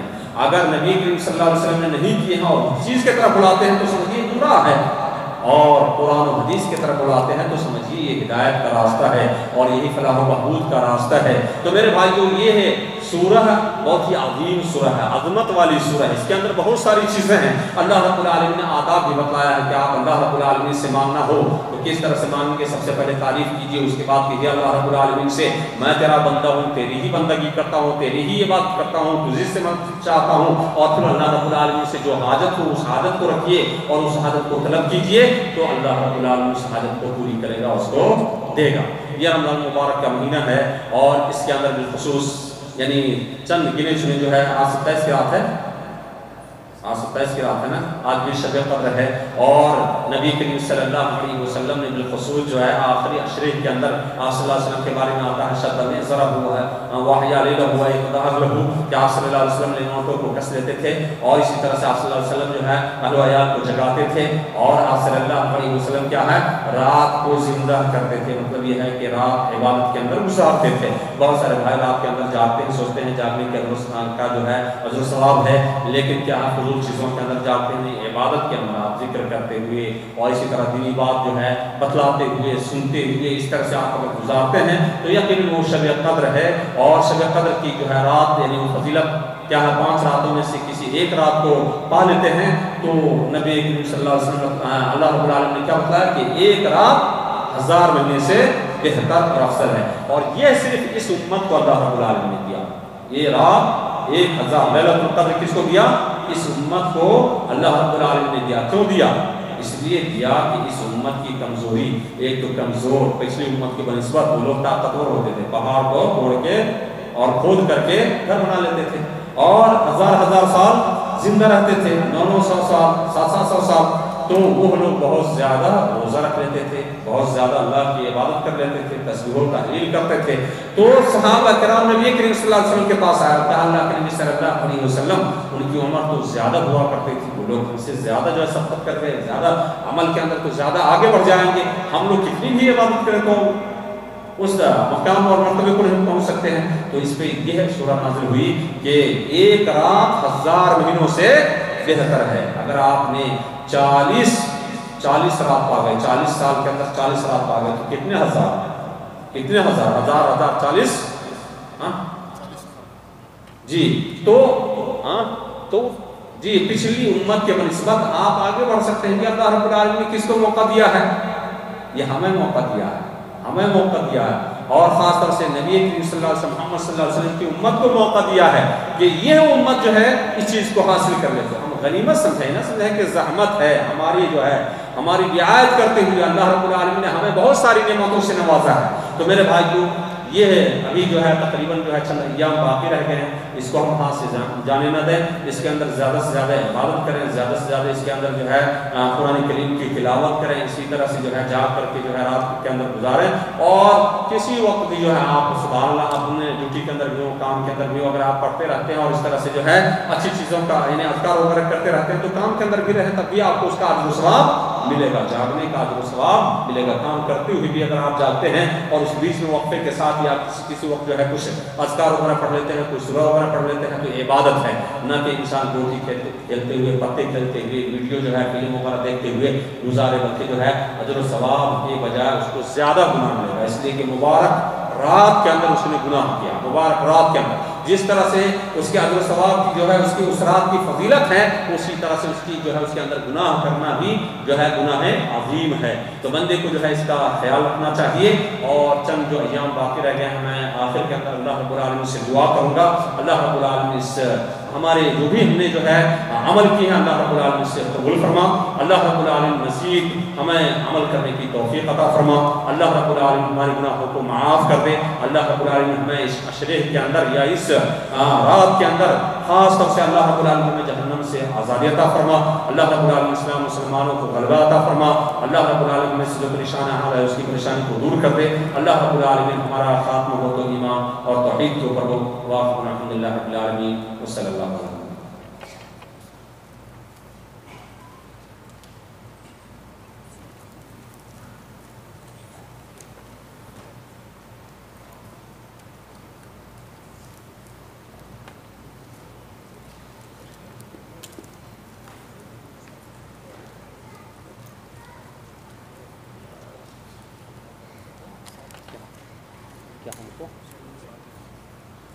جی سوال تو بہت زیادہ ہے، شاید آپ لوگ نہیں کر رہے ہیں، پتہ نہیں جو ہے کیوں.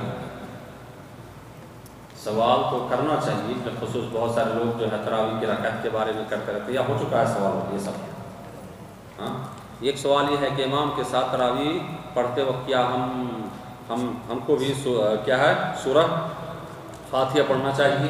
جی ہمیں بھی پڑھنا چاہیے، سورہ فاتحہ ہر نماز میں پڑھنی چاہیے، کیونکہ نبی کریم صلی اللہ علیہ وسلم نے فرمایا لا صلاۃ لمن لم یقرأ بفاتحۃ الکتاب، کوئی بھی نماز بغیر سورہ فاتحہ کی نہیں ہوتی ہے، اسی لیے ہم کو سورہ فاتحہ پڑھنی چاہیے. اور جو لوگ کہتے ہیں نہیں پڑھنی چاہیے، میں نے کہا اصل وہ چاہتے ہیں کہ مسلمان بغیر سورہ فاتحہ سیکھے ہوئے مر جائے، بغیر سورہ فاتحہ سیکھے ہوئے مر جائے، تاکہ مرنے کے بعد تو کم سے کم فاتحہ پڑھنے کے لیے ہم کو بلائیں گے، اور اگر وہ پڑھ لیا ہے نماز میں اور سیکھ لیا ہے تو پھر ہم کو جو ہے کہاں بلائیں گے، خود ہی پڑھ لیں گے سورہ فاتحہ، اس کے گھر ہی والے پڑھ لیں گے. تو اس کے گھر والے کو کسی کو یاد نہ ہو تو ظاہر بات ہے مرنے والا جب مر جائے گا تو مولوی کو بلائے گا پڑھنے کے لیے فاتحہ خان. اسی لیے دیکھتے ہیں کہ لوگوں کو بچوں کو بلاتے ہیں اور دعوت وغیرہ کراتے ہیں اسی وجہ سے، تاکہ نماز کے اندر کہتے ہیں نہیں پڑھنا ہے، امام کے پیچھے نہیں پڑھنا ہے، تاکہ آپ نہ سیکھیں. اور نبی کریم صلی اللہ علیہ وسلم فرماتے ہیں کہ بغیر سورہ فاتحہ کی نماز نہیں ہوتی ہے. تو آپ خود سیکھیے اور کسی مولوی کو بلانے کی ضرورت نہیں. کوئی مر جائے تو اس کے اعمال صحیح ہیں، سورہ فاتحہ پڑھ کے نماز پڑھے ہیں، انشاءاللہ اللہ قبول فرمائے گا، اور مرنے کے بعد سورہ فاتحہ کی ضرورت نہیں ہے. لیکن جو لوگ نہیں پڑھے امام کے پیچھے ان کو تو آپ پڑھیں تب بھی نہ پڑھیں تب بھی دھوکہ کے اندر رہ کر کے لوگ جو ہے پڑھواتے ہیں اور وہ سمجھتے ہیں کہ ہمیں ضروری ہے پڑھنا. بہرحال امام کے پیچھے سورہ فاتحہ پڑھنا ضروری ہے.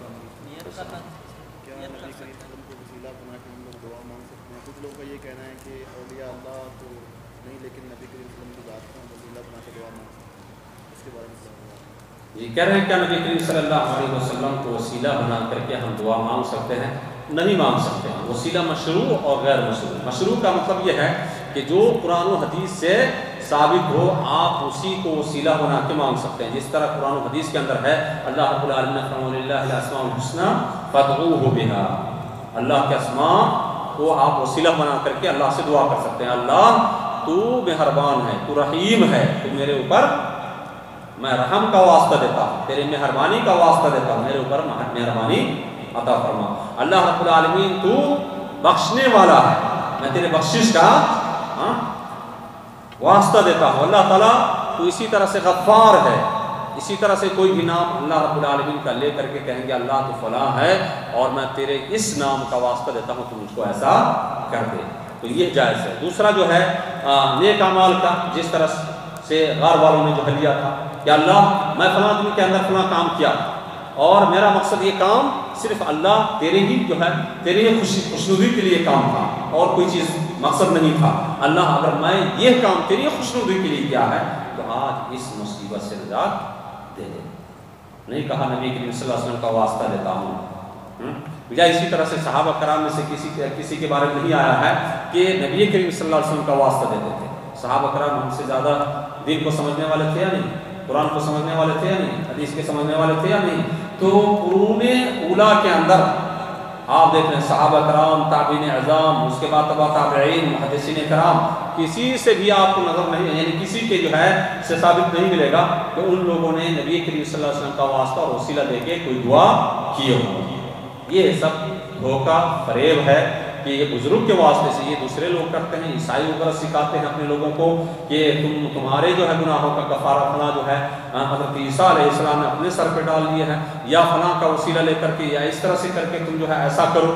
یہ اسلام کے اندر نہیں، وسیلہ اور واسطہ نہیں. اللہ رب العالمین کہتا ہے انا اقرب الیکم من حبل الورید، تمہیں تمہارے شہرک سے بھی قریب ہوں. اور ایک جگہ فرمایا وَإِذَا سَأَلَكَ عِبَادِي عَنِّي فَإِنِّي قَرِيبٌ أُجِيبُ دَعْوَةَ الدَّاعِ إِذَا دَعَانِ فَلْيَسْتَجِيبُوا لِي وَلْيُؤْمِنُوا بِي لَعَلَّهُمْ يَرْشُدُونَ، کہ جب میرا بندہ مجھے پکارتا ہے تو میں اس کی پکار کو سنتا ہوں، ڈائریکٹ سنتا ہوں. وسیلہ اور واسطے کی ضرورت نہیں ہے. وسیلہ اور واسطہ تو ان آدمی کو جو ہے اس آدمی تک جو ہے پہنچنے کے لیے جو ہے وہ بندہ ڈھونڈتا ہے جس کو حقیقت کا پتہ نہیں ہوتا ہے.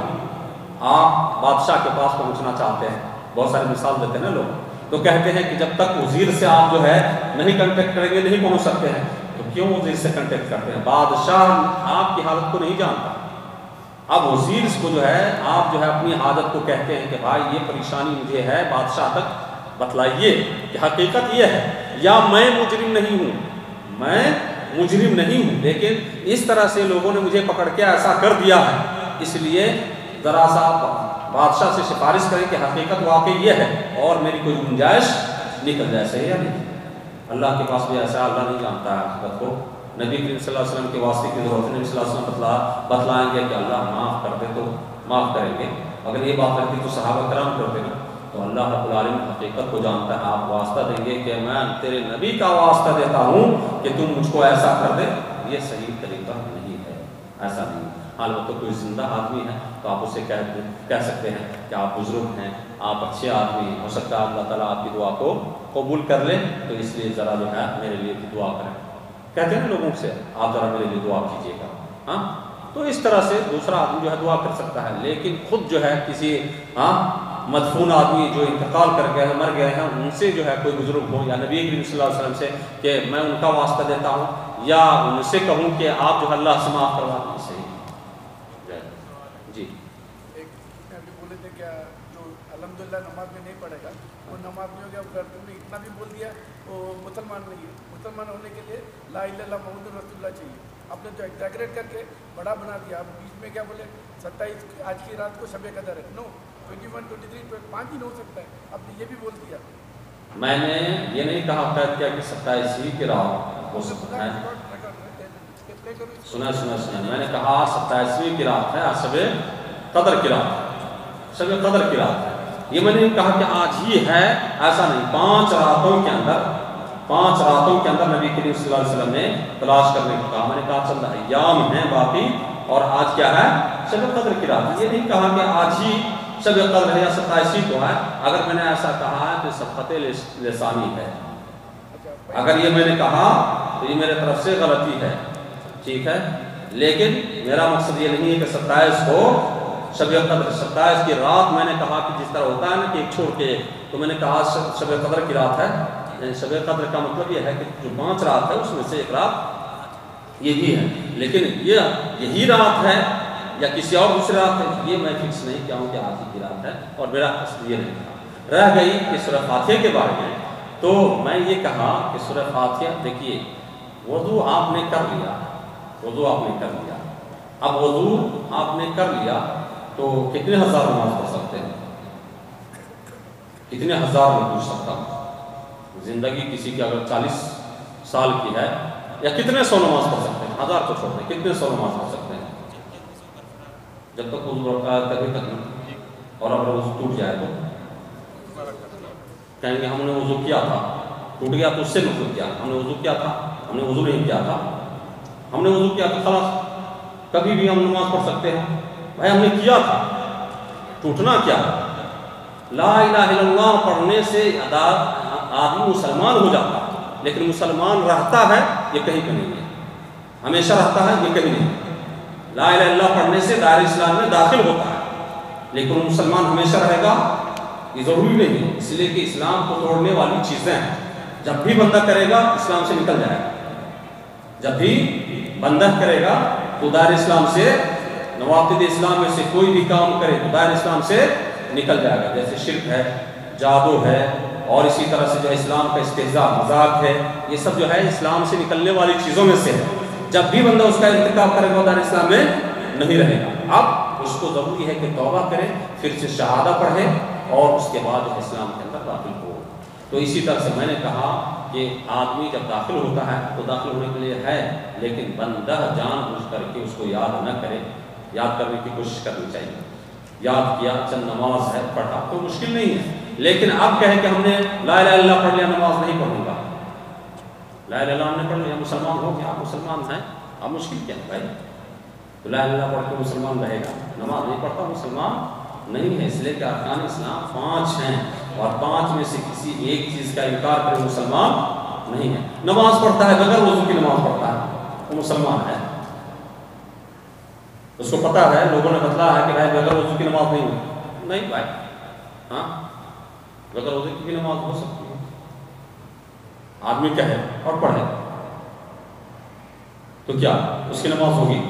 نہیں ہوگی، ہاں لیکن جہل ہے، کسی نے نہیں بتلایا ابھی تک، اور اگر وہ جو بغیر وضو کا پڑھ لیتا ہے تو اللہ تعالیٰ قبول کرنے والا، لیکن جب اس کو بتلایا جائے کہ بھائی نماز سے پہلے وضو ہے تو اس کو وضو کرنا ہے، اب اس کے بعد بھی وضو نہ کرے، ٹرائی کرے، اس کی نماز نہیں ہوگی، اور جس کی نماز نہیں ہوگی کیسے کہیں گے مسلمان؟ جس کی نماز نہ ہو جان بوجھ کے۔ اسی طرح سے نبی کریم صلی اللہ علیہ وسلم نے کہا جس نے سورہ فاتحہ نہیں پڑھی اس کی نماز نہیں ہوگی، اور جس کی نماز نہیں ہوتی لائیے کسی عالم کا جو ہے فتویٰ کہ جو نماز نہیں پڑھتا اس کی وہ مسلمان ہے۔ کوتاہی سستی کے بارے میں اختلاف ہے کہ کوتاہی کی بنیاد پہ چھوڑ دیا، بعد میں کہا اس کو جو ہے جیل میں ڈال دیا جائے، بعد میں کہا اسے جو ہے مرتد سمجھا جائے، قتل کر دیا جائے، سمجھ رہے ہیں؟ اور کسی نے کہا کہ دائرہ اسلام سے خارج ہو جاتا ہے، مرتد ہے، بہرحال اس طرح سے ہے۔ لیکن جو مسلسل اس طرح سے کرے کہ سورہ فاتحہ جو ہے نہ پڑھے کہ ہم نہیں پڑھیں گے تو کیسے جائے؟ میں نے کہا سورہ فاتحہ جس کو یاد نہ ہو اس کے بارے میں کہا، جس کو سورہ فاتحہ نہ یاد ہو تو ظاہر بات ہے کوئی بھی نماز پڑھے گا تو سورہ فاتحہ نہیں پڑھے گا اس کی نماز نہیں ہوگی۔ تو سورہ فاتحہ بنیادی چیزوں میں سے ہے، اور وضو بنیادی چیزوں میں سے ہے، اور اسی طرح سے نماز بنیادی چیزوں میں سے ہے۔ تو بنیادی چیزوں کا ہاں بقیہ چیز ہے، جیسے کوئی داڑھی نہ رکھے تو مسلمان ہے نہیں، مسلمان ہے، کٹا لیتا ہے یا صاف کر لیتا ہے، فاسق کہیں گے، صحیح نہیں، یہ بنیادی چیزوں میں سے نہیں ہے، یہ شعار اسلام میں سے ہے۔ اسی طرح سے اور بھی بہت ساری چیزیں، سحری نہ کھائے، روزہ ہوگا یا نہیں ہوگا؟ ہو جائے گا، سنت میں سے ہے۔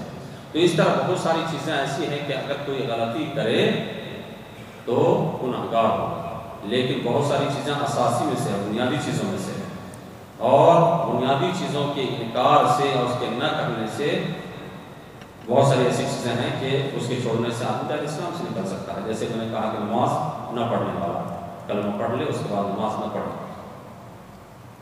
تو اتفاق ہے علماء کا کہ جو نماز نہیں پڑھتا اس کا روزہ بھی نہیں ہوگا، کیونکہ مسلمان نہیں ہے تو اس کا روزہ کیسے ہوگا؟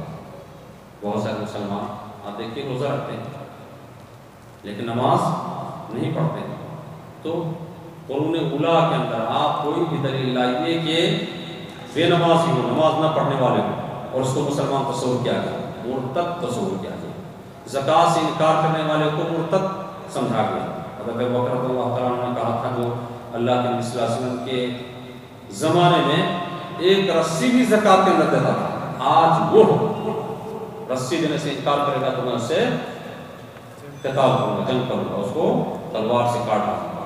حضرت عمر رضی اللہ تعالیٰ عنہ نے کہا کیسے آپ کاٹ دیں گے؟ انہوں نے لا الہ الا اللہ کا اقرار کیا، کہا یہ بھی نمازی کی طرف سے فائدے اسلام میں سے، جس نے نماز کا انکار کیا اس سے جو ہے اس کو قتل کر سکتے ہیں، تو زکوٰۃ سے انکار کرنے والے کو بھی قتل کر سکتے ہیں۔ تو یہ چیز جو ہے بنیادی چیزیں ہیں، لیکن اپنے ماحول کے اندر یہ چیز جو ہے لوگ سمجھتے نہیں ہیں، سمجھانے کی ضرورت ہے، سمجھنے کی ضرورت ہے۔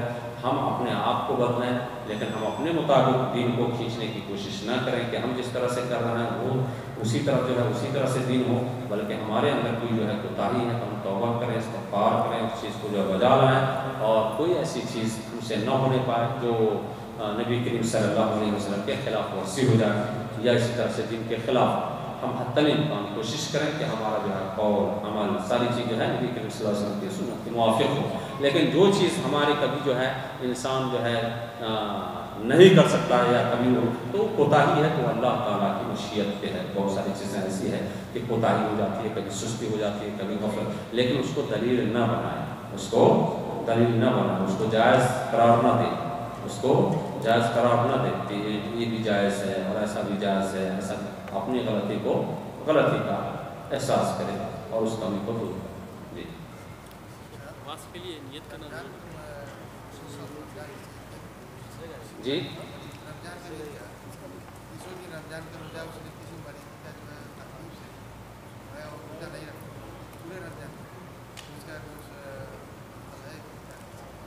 حل کہتے ہیں اگر بیماری کے سبب سے اگر کوئی روزہ نہ رکھ سکا اور رمضان مبارک کا تو اس کا حل کیا؟ اس کا حل یہ ہے کہ دوسرے دن کے اندر جب شفا ہو جائے، صحیح ہو جائے، تندرست ہو جائے تو قضا ادا کرے۔ دوسرے رمضان تک نہ ہو تب بھی جو ہے انتظار کرے، اور اگر ہو جائے تو کر لے بعد میں، نہیں تو یہ ہے کہ ایک بندہ جو ہے دائمی مریض، یعنی یہ لگتا ہے کہ اب شفا یابی نہیں مل سکتی ہے، تو ایسی صورت میں کیا ہے، روزانہ ایک روزے کے بدلے ایک مسکین کو کھانا کھلائے، اور وہ کھانا کیا ہے، نصف سا،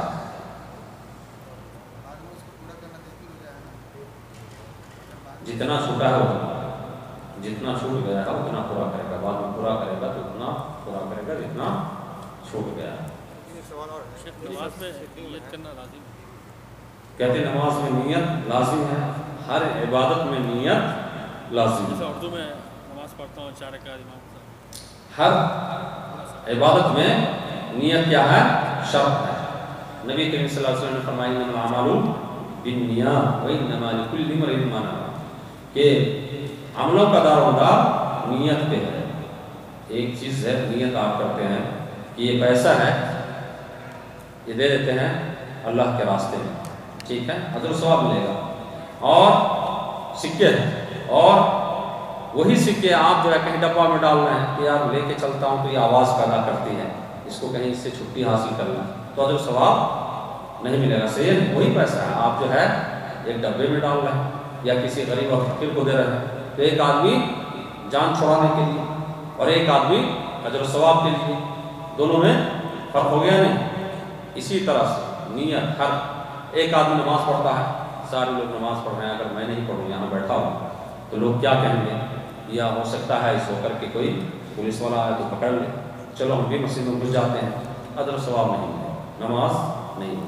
اگر یہ سوچ، اور ایک یہ ہے کہ یار پڑھ لینا چاہیے، فرائض اسلام میں سے ہے، بیٹھ کے کیا کرتے ہیں، پڑھ لیتے ہیں، اور پڑھنا چاہیے، رغبت سے پڑھتا ہے تو اس کا اجر و ثواب ہے، وہ صحیح ہے۔ اسی طرح سے دوسری چیزوں کے اندر بھی صدقہ خیرات جتنی بھی چیزیں ہیں، تو لیکن خاص طور سے نماز کے بارے میں آپ نے جو پوچھا ہے، تو ساری چیزوں کے اندر، ساری چیزوں کے اندر عموماً نیت کس کو کہتے ہیں، یہاں پہ لوگ مشکل پیدا کرتے ہیں۔ نیت تو کرنی ہے لیکن نیت کس کو کہتے ہیں؟ نیت کہتے ہیں ارادے کو، آپ نے ارادہ کیا دل کے اندر، آپ نے نہیں بولا کہ یار آپ اعلان نہیں کر رہے ہیں کہ میں جو ہے یہ پیسہ یا یہ سکہ مجھ کو بھاری لگ رہا ہے اس لیے میں دے رہا ہوں، یا یہ اجر و ثواب کی غرض سے دے رہا ہوں، ایسے اعلان نہیں کر رہے ہیں، دل کے اندر آپ کا ارادہ، اسی کو کیا کہتے ہیں؟ نیت کہتے ہیں۔ اسی طرح سے نیت کر رہے ہیں نماز کے لیے آ رہے ہیں کہ ہم فرض نماز ابھی جا رہے ہیں ادا کرنے کے لیے، یا آپ آئے مسجد کے اندر دیکھیں فرض نماز نہیں شروع ہو رہی ہے، تحیۃ المسجد پڑھ لیتے ہیں، دل کے اندر جو ارادہ کرتے ہیں اسی کو کیا کہتے ہیں؟ نیت، ارادہ آپ جو کر رہے ہیں۔ اب یہ نہیں کہیں گے کہ 2 رکعت تحیۃ المسجد، مسجد صبح کا کیا نام ہے اس کا، اس کے اندر فلاں امام کے پیچھے منہ میرا کعبہ کی طرف اور اس طرح ایسے کہنے کی ضرورت نہیں، یہ سب لوگوں نے جو ہے ایسے کر دیا ہے، ایسے بنا دیا ہے دین کو مشکل۔ جو چیز جو ہے کرنے کی ہوتی ہے اس کو نہیں کرتے، جو چیز کرنے کی ہوتی ہے اس کو نہیں کرتے، اور جو چیز کرنے کی نہیں ہے اس کو کرتے ہیں۔ یعنی مطلب جو ہے نماز کے اندر جو آپ دیکھیں گے بہترین دعا ہے جس کو دعا استفتاح کہتے ہیں، نبی کریم صلی اللہ علیہ وسلم پڑھتے تھے، میرے خیال میں چند لوگوں کو یاد ہوگا، اکثر لوگوں کو یاد نہیں ہوگا۔ اللہم باعث بینی و بین خطایا کما بعدت بین المشرق والمغرب، کتنے لوگوں کو یاد ہاتھ ہوتا ہے؟ کتنے لوگوں کو یاد ہاتھ ہوتا ہے؟ ایک ہی آدمی اٹھا ہے، ہو سکتا ہے 2-4 اور بھی ہوں گے جو ہاتھ نہیں اٹھا رہے ہوں گے، لیکن سبحانک اللہم بحمدک تبارک اسمک و تعالی جدک لا الہ الا انت، کتنے لوگوں کو یاد ہے؟ سارے لوگوں کو یاد ہے۔ کہ اللہم باعث بینی و بین، یہ کس کی حدیث ہے؟ بخاری یا مسلم کی یا دونوں کی، سمجھ رہے ہیں نا؟ اور اس میں بہترین دعا ہے اللہم باعث بینی و بین خطایا کما، اللہ میرے گناہ کے درمیان کیا ہے؟ باعث بینی و بین خطایا، اتنا فاصلہ کر دے جس طرح سے مشرق اور مغرب کے درمیان فاصلہ، اللہ مجھے گناہوں سے اس طرح سے پاک و صاف کر دے جس طرح سے برف اور سفید ہوتا ہے، اس طرح سے جو ہے کر دے۔ تو یہ بہترین دعا صحیح ہے نہیں؟ اس کو نہیں سکھاتے ہیں، شارٹ پڑھتے ہیں سبحانک اللہم بحمدک تبارک اسمک، سنا ہے، لیکن اللہ کے نبی صلی اللہ علیہ وسلم اکثر اس کو سنت یا نفل وغیرہ میں پڑھتے تھے، اور فرض میں اللہم باعث بینی اس کو پڑھتے تھے۔ میں نہیں کہتا نماز نہیں ہوتی، صحیح ہے، لیکن بہترین چیز آپ چھوڑ رہے ہیں، لیکن وہ چیز نوئی جو عربی میں یاد ہے عربی میں کہتے ہیں، نہیں تو عربی میں نہیں تو اردو میں سکھا دیتے ہیں۔ میں نماز پڑھتا ہوں 4 رکعت ظہر کی اور فلاں امام کے پیچھے منہ میرا کعبہ شریف کی طرف، اللہ اکبر، صحیح ہے، واسطے اللہ کے، کون دوسرے کے واسطے پڑھتا ہے نماز، واسطے اللہ کے آپ کہہ رہے ہیں، اور منہ میرا کعبہ کی طرف کون منہ نہیں کرتا ہے؟ آپ کہہ رہے ہیں، بتلا رہے ہیں کہ منہ میرا کعبہ کی طرف، اور کہتے ہیں اس امام کے پیچھے، اور وہ امام صاحب اگر جو ہے حدث لاحق ہو جائے چلا گیا وضو بنانے کے لیے تو اب کس امام کے پیچھے؟ اس کے بعد کون سا امام؟ تو دوسرا آدمی امامت کرائے گا نا، وہ امام چلے گا، اب اپنی جگہ پہ دوسرے امام کو رکھیں گے، تو آپ نے کہا اس امام کے پیچھے، امام صاحب تو گئے، اب سب امام میں جائیں گے اس امام کے پیچھے۔ تو بہت ساری چیزیں ہیں، تو ایسا نہیں، ارادہ کریں، ارادہ نیت ہے، اسی کو نیت کہتے ہیں، زبان سے کہنا نہیں ہے۔ جہاں پہ زبان سے کہنے کی بات آئی وہاں پہ بتلا دیا ہے، نبی کریم صلی اللہ علیہ وسلم نے بتلایا کہ جب کوئی عمرہ کی نیت کرے تو کہے اللہم لبیک عمرہ، یا حج کے لیے کرے تو کہے اللہم لبیک حجن یا عمرہ، تو اس طرح سے کہے اور دل کے اندر ارادہ بھی کرے، الفاظ بھی کہے۔ لیکن نماز کے کوئی الفاظ نبی کریم صلی اللہ علیہ وسلم نے نہیں سکھایا، یہ لوگوں نے سکھایا، لوگوں نے بتلایا اپنے طرف سے، تو اپنے طرف سے کوئی چیز نہیں کرنی چاہیے۔ بہت ساری چیزیں بدعتوں میں سے ہیں، بہت سارے لوگ جو ہے اقام اللہ و ادام مقام کہتے ہیں اپنی طرف سے، کہاں پہ؟ اقامت الصلاۃ پہ، صحیح نہیں؟ اس طرح کی بہت ساری جو ہے بدعتیں ہیں، صحیح نہیں ہے، صحیح حدیث نہیں ہے، سر پہ ہاتھ لگا کے آپ کو دوست یاد پتہ نہیں، یہ سب صحیح نہیں ہے۔ بچہ لوگ کو پیسہ لے کے مولوی صاحب 3 سال تک نیت سکھا رہا ہے، ان کا نیت نہیں ہے تو نماز برباد ہو جائے گا، پورا نیت نہیں ہے، نہ وہی تمام صلی اللہ تعالیٰ رکعت صلاۃ الظہر فرض اللہ تعالیٰ ابتدائی تو بحاظ الامام متوجہ ذات الکعبۃ الشریفۃ اللہ اکبر، بولتا ہے اس میں غلطی ہے تو نماز نہیں ہوگا، غلطی ہے تو نماز برباد اصل نماز نہیں ہوگا بات نہیں ہے. 3 سال کون میرا کفالہ کرے گا؟ کہاں سے پیسہ آئے کتنا گا؟ نیت کتنا ہاں؟ آپ اپنے بچے کو 3 سال میرے پاس رکھیں، کہتے ہیں 3 سال میں جو ہے سکھاتے ہیں یہی دعا وغیرہ، تو 3 سال تک جو ہے سوچتے ہیں کہ 3 سال لگائیں گے تو ظاہر بات ہے 3 سال تک آمدنی آتی رہے گی. اور 2 دن میں 4 دن میں سکھا دیے فارغ کر دیے تو پھر جو ہے پھر مسئلہ کجو تک کرتا رہے گا، پھر پیسہ کہاں سے آئے گا؟ یہ ہے سب جو ہے وہی کہہ رہا ہوں نا کہ ہمارے یہاں مولویوں نے دین کو جو ہے توڑ کے رکھ دیا ہے. پہلا کلمہ، دوسرا کلمہ، تیسرا کلمہ، چوتھا کلمہ، 5واں کلمہ، 6واں کلمہ. کیا ہے یہ کیا کوالٹی ہے؟ اچھا تم کیا روتا یا اسی طرح سے جو ہے یہ 10 عام، اور یہ کیا ہے؟ یہ پہلا کلمہ، دوسرا کلمہ، تیسرا کلمہ. نبی کریم صلی اللہ علیہ وسلم نے اس طرح سے سکھایا، پہلا کلمہ، دوسرا کلمہ، تیسرا کلمہ. نہیں اشہد ان لا الہ الا اللہ. اسی کے اندر میں دیکھتا ہوں گاؤں گھر کے اندر بچوں کو پہلا کلمہ سکھایا، دوسرا سکھایا، تیسرے کے اندر گئے تو پہلا بھول گیا، اب پھر سے پہلا سے شروع کرو. اسی میں الجھا کر کے نماز کی دعا اگر سنیے تو نماز کی دعا نہیں سنا پاتے، نہ رکوع کی، نہ سجدے کی، نہ تشہد کی، نہ سجدے کے درمیان کی دعا پتہ ہی نہیں ہے بچوں کو. حالانکہ یہ سب ضروری ہے کیونکہ بچے کتنے مکتب کو پڑھ کے اس کے بعد جو کسی کام میں لگ جاتے ہیں تو اس کو بنیادی چیز آنی چاہیے تاکہ نماز صحیح سے پڑھ سکے. وہ تو 8 کلمہ ہی میں اپنی زندگی کو گزار دیا، اتنا بڑا ہو گیا تو اب کیا پڑھے گا؟ ہر جمعرات کو ہی 1 سے لے کے 3-4 تک جاتے، پھر بھول گئے تو پھر دوہرا ہو گیا، یہی آ جاتا ہے، پھر ایسے ہی کرتے تو یہ سب غلط طریقہ. وتر کے اندر دعا قنوت آپ پڑھ سکتے ہیں لیکن ضروری نہیں ہے. وتر کے اندر دعا قنوت پڑھ سکتے ہیں لیکن ضروری نہیں ہے. وتر نماز الگ ہے، آپ دعا پڑھیں تب بھی، نہ دعا پڑھیں تب بھی. دعا پڑھنا ہو تو آپ پڑھ سکتے ہیں. یہ تراویح جو ہے 5 سے 6 دن میں خلاص ہو جاتے ہیں انڈیا میں، ان کے پیچھے پڑھ سکتے ہیں؟ کیا ہے تراویح جو ہے ہمارے انڈیا میں 5 سے 6 دن کے اندر تراویح خلاص کر سکتے ہیں، مطلب پڑھ سکتے ہیں ان کے پیچھے 5 سے 6 دن میں؟ تراویح ختم کرتے ہیں یا قرآن ختم کرتے ہیں؟ قرآن مطلب خلاص کرتے ہیں. قرآن ختم کرتے ہیں تراویح کے اندر. اللہ ہدایت دے ان قارئین کو. یہ اتنے اسپیڈ سے پڑھتے ہیں قرآن کریم. اصل کیا ہے؟ نبی کریم صلی اللہ علیہ وسلم نے فرمایا ترتیل سے پڑھو. ترتیل کا مطلب ہوتا ہے بہترین آواز میں، لوگوں کو اچھا لگے. اور آپ حرم وغیرہ کے اندر دیکھ لیجیے، اور اسی بھائی کو کہتے ہیں کہ حرم کے اندر 20 رکعت پڑھتے ہیں نا، اس کو میں کہتا رہتا ہوں کہ 20 کا دلیل تو لاتے ہیں لیکن وہ ترتیل کا نہیں لاتے ہیں. جلدی رکوع سجدے مار دیے جو ہے ادھر سے ادھر. اگر 20 رکعت پڑھنی ہو تو آپ پڑھیں، مشکل نہیں، لیکن کس طرح سے پڑھتے ہیں جب سنت طریقے پہ اس طرح سے پڑھیں تو بتلاؤں. تو پھر پتہ چلے گا کہ جو ہے نمازی ہے ہی تراویح پڑھنے والے سب نکل گئے، سب آ گئے. صحیح 2 گھنٹہ کون پڑھے گا بھائی؟ یہ 2.5 گھنٹے کے اندر چاہتے ہیں. اور حافظ صاحب اتنے تیز میں پڑھتے ہیں کہ اگر آپ اس کو غلطی کو بتلائیں جب تک وہ دوسرے سفر میں چلے جاتے ہیں، وہ کہاں پلٹ کے آئیں گے. تو ایسا نہیں، بہترین طریقے سے رکوع صحیح ہو، سجدے جو ہے صحیح سے کریں تو نماز ہوگی. جتنی رکعت پڑھنا چاہیے 20 خاص نہ کریں، لیکن سنت 8 ہے. زیادہ پڑھنا چاہیں تو مشکل نہیں ہے، لیکن اطمینان کے ساتھ، سکون کے ساتھ، رکوع صحیح ہو، سجدے صحیح ہو، سب چیز جو ہے صحیح طریقے سے ادا کریں تو مشکل نہیں ہے. لیکن آپ 20 پڑھیں یا 100 پڑھیں نماز ہوگی نہ. رکوع سجدے صحیح جو ہے، نہ اس کے اندر کوئی چیز صحیح، نہ قرآن کریم کی تلاوت صحیح، تو ایسے جو ہے نہ پڑھیں، ایسے نہ پڑھیں.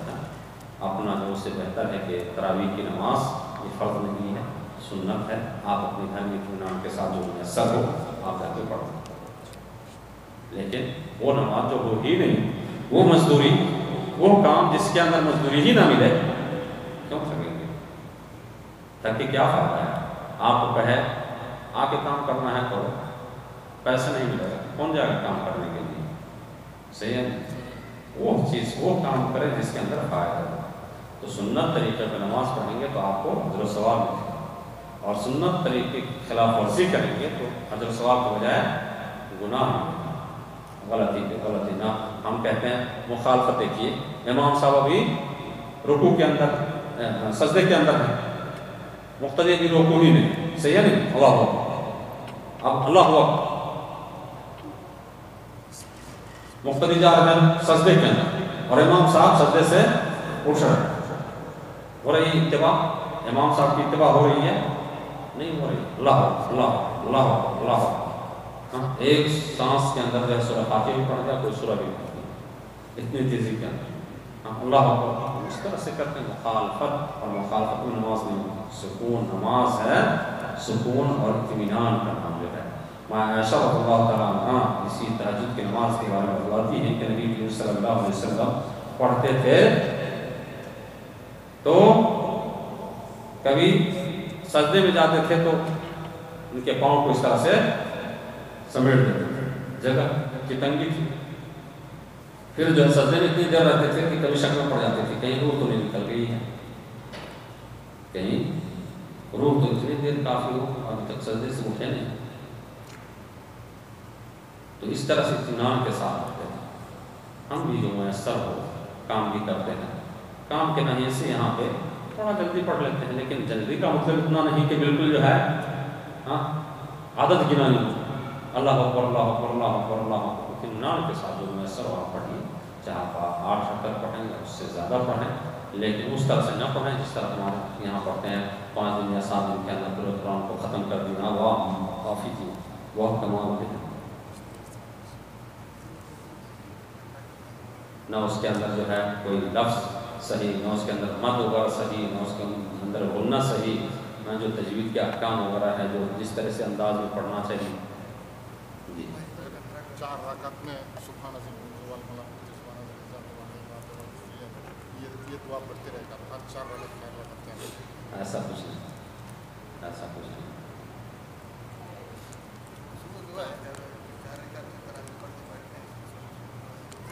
نہیں، اس میں استراحہ تراویح اسی کا نام. تراویح کا مطلب راحہ، ہر 4 رکعت پہ راحہ، کوئی خاص دعا نہیں اس میں. تراویح کی نماز پیچھے فرض نماز پڑھ سکتے ہیں؟ ہاں پڑھ سکتے ہیں. تراویح کے پیچھے فرض نماز پڑھ سکتے ہیں، اور اس کی دلیل موجود ہے. حضرت معاذ بن جبل رضی اللہ تعالیٰ عنہ کی حدیث، وہ نبی کریم صلی اللہ علیہ وسلم کے ساتھ فرض نماز ادا کرتے تھے اور پھر جا کر کے اپنی قوم کی امامت کرتے تھے. وہ امام ہو جاتے تھے. حضرت معاذ رضی اللہ تعالیٰ عنہ کی نفلی نماز ہوتی تھی اور صحابہ کرام کی فرض ہوتی تھی. صلاۃ التسبیح کی نماز کے بارے میں اختلاف ہے، اس لیے میں اس کے بارے میں زیادہ جانکاری نہیں. بعض لوگ کہتے ہیں زندگی میں ایک بار، بات کہتے ہیں ہفتہ میں ایک بار، لیکن وہ حدیث کے بارے میں کلام ہے جو حدیث اکثر لوگوں نے کہا کہ صحیح نہیں ہے.